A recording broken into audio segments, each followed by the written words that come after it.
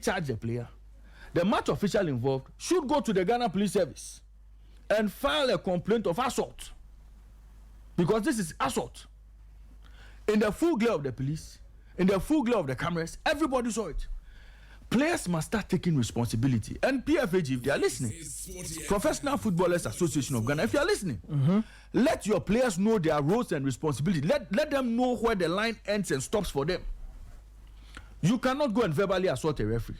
Even when you attempt to protest a decision on the field of play, you cannot go beyond a certain line. You cannot touch the referee. So to the extent that a player can assault a referee, clearly this is the height of it. These are some of the things we have not paid attention to. So the laws are there.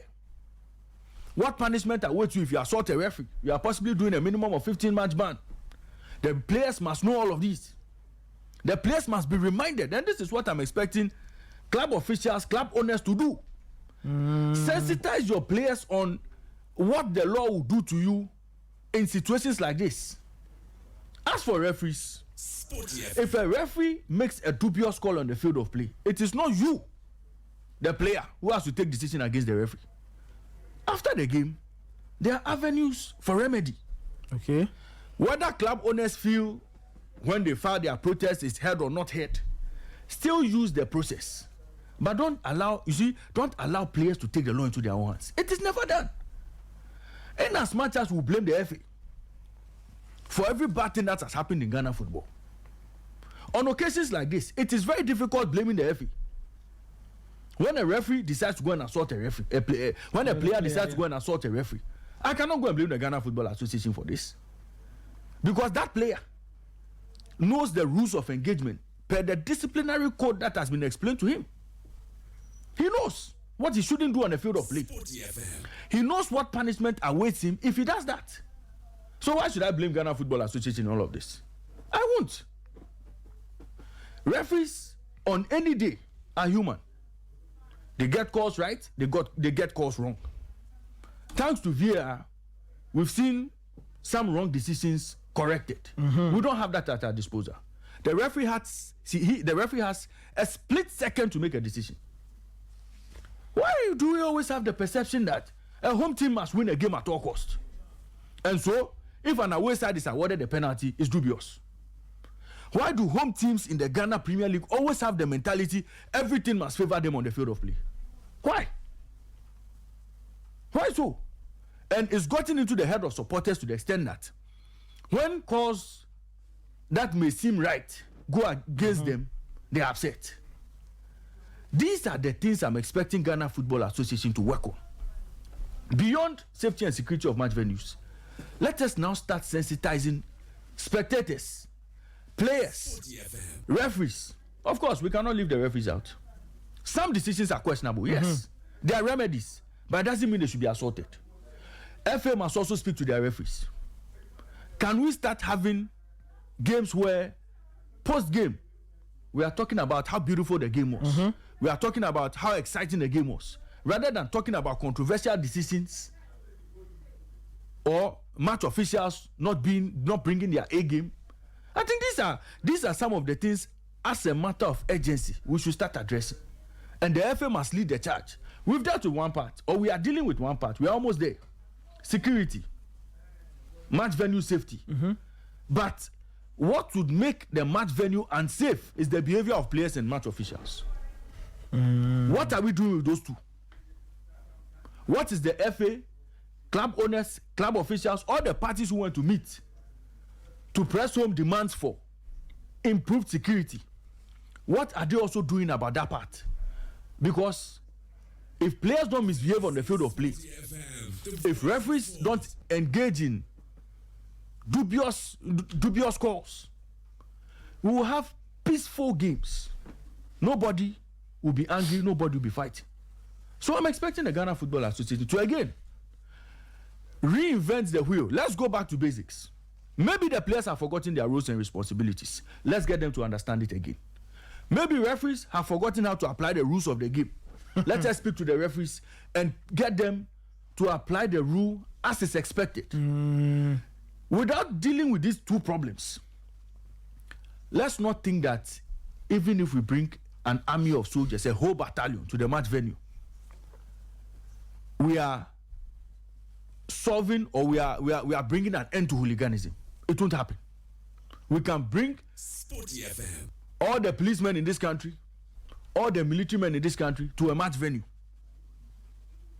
But if the key actors on the field of play, the referees and the players, misbehave or things don't go well, you can always expect the fans to misbehave.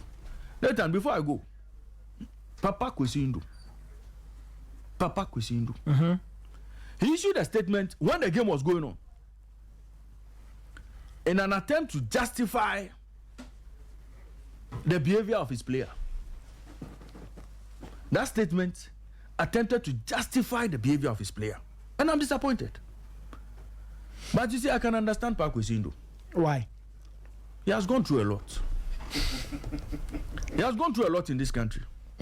So the frustration of everything has led him to make this comment. But his comments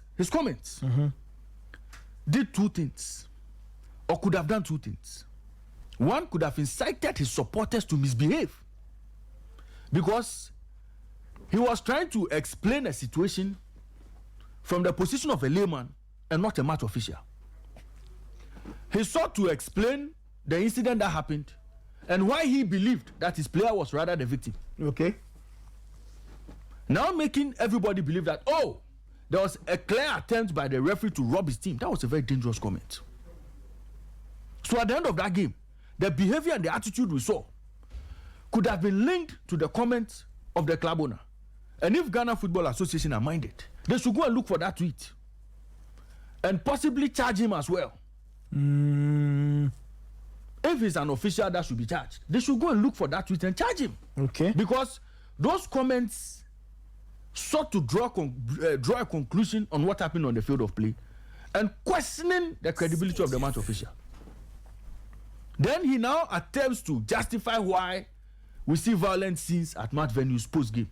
I think that those were very, very strong comments. And from someone like Papa Kwesi Ndu, he should know better. You see, because the old man has gone through a lot, I don't want to go heavy on him. He has been through a lot. He has suffered. But he should also know that is match venue, that's Hindu Sports Complex.